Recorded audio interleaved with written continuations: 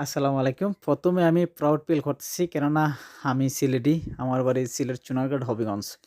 কেননা আজকে আমার অফিসে একটা ইউরোপিয়ান লোকে আমারে জিজ্ঞেস করতেছে, "Where are you from?" আমি বলছি, "I am from বাংলাদেশ।" তারপরে ও শুরু করলো, "তুই বাংলাদেশে কোথায় থাকস? কোন জায়গায় থাকস? তোর কোন স্টেট?" তারপরে আমি বললাম, "সিলেট।" তারপরে ওই লোকে বলে, "ওয়াও!"